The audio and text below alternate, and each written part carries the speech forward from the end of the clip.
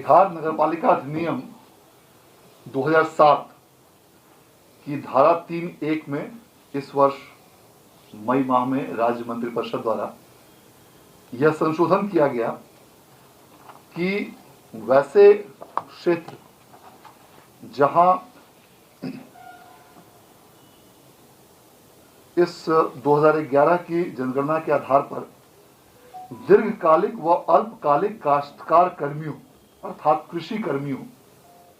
की संख्या कुल जनसंख्या के 50% से कम होगी, वैसे क्षेत्रों को राज्य सरकार नगर निकाय के रूप में अधिसूचित कर सकेगी। इसके पूर्व यह संख्या, इस अधिनियम में संशोधन होने के पूर्व यह संख्या 75% निर्धारित थी और आंकड़े भी अलग थे। इस अधिनियम में संशोधन होने के उपरांत राज्य के विभिन्न जिलों से नए नगर निकायों के गठन के प्रस्ताव और पुराने वर्तमान में मौजूद नगर निकायों के उत्क्रमण के प्रस्ताव की मांग विभाग द्वारा की गई थी।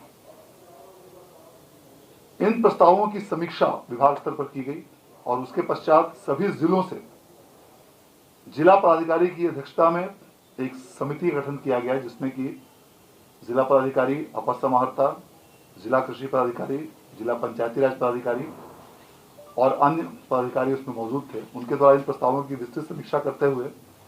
राज्य सरकार को प्रस्ताव प्रेषित किए गए, जिसे मंत्रिपरिषद के विचारार्थ आज रखा गया। राज्य मंत्रिपरिषद द्वारा इन सभी प्रस्तावों पर सम्यक विचारोपरांत आज निम्नलिखित प्रस्तावों की स्वीकृति दी गई है और राज्य सरकार की स्वीकृति के उपरांत आज विभाग द्वारा इसके संबंध में अधिसूचना निर्गत कर दी गई है। मंत्रिपरिषद द्वारा जिन प्रस्तावों की आज स्वीकृति दी गई है उसमें कुल 103 नए नगर पंचायतों के गठन के प्रस्ताव की स्वीकृति दी गई है। इसके अतिरिक्त 8 ऐसे क्षेत्र हैं जो पूर्व में ग्राम पंचायत के रूप में सूचित थे, उन्हें सीधे नगर परिषद के रूप में गठित करने की स्वीकृति दी गई है। इसके अतिरिक्त 32 ऐसे नगर पंचायत हैं जो अब नगर परिषद के रूप में उत्क्रमित करने की स्वीकृति मंत्रिपरिषद द्वारा आज की बैठक में दी गई है। और इनके अलावा 5 ऐसे नगर परिषद हैं जिन्हें नगर निगम के रूप में उत्क्रमित करने की स्वीकृति आज मंत्रिपरिषद द्वारा दी गई और 12 ऐसे नगर निकाय हैं जिसमें मूलतः नगर परिषद और नगर निगम शामिल हैं। इन नगर निकायों के क्षेत्र विस्तार की स्वीकृति आज मंत्रिपरिषद द्वारा दी गई है। इस प्रकार इन सभी नए प्रस्तावों की संख्या को मिलाकर कुल 160 ऐसे प्रस्तावों की स्वीकृति आज राज्य मंत्रिपरिषद द्वारा दी गई, जिसकी आलोक में अधिसूचना विभाग द्वारा निर्गत कर दी गई है। इन नगर निकायों के गठन होने के फलस्वरूप इन क्षेत्रों में जो अभी तक गांव के रूप में ग्राम पंचायत का भाग थे, अब इस मंत्रिपरिषद की स्वीकृति के उपरांत उसकी आज अधिसूचना निर्गत की गई और इसे अखबारों में प्रकाशित करके आपत्ति आमंत्रित किए जाएंगे।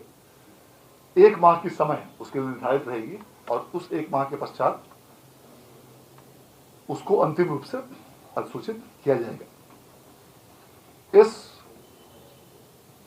नगर निकायों के विस्तार होने के फलस्वरूप इन क्षेत्रों में अब जो नगरीय सुविधाएं जो दी जाती रही हैं, साफ सफाई, सैनिटेशन, कचरा collection, street light, drainage, park,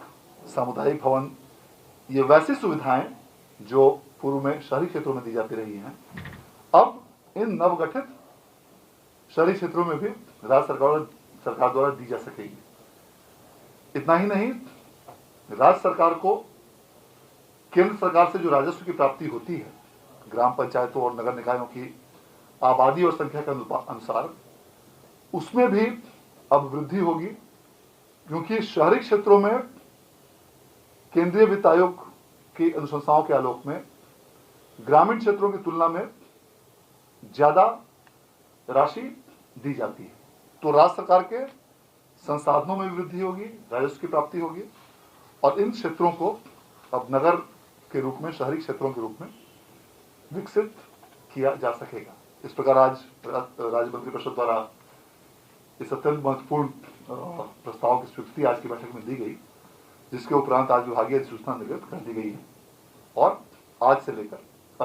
कल से लेकर आगामी 30 दिन तक उसमें आपत्ति आमंत्रित की जाएगी। धन्यवाद।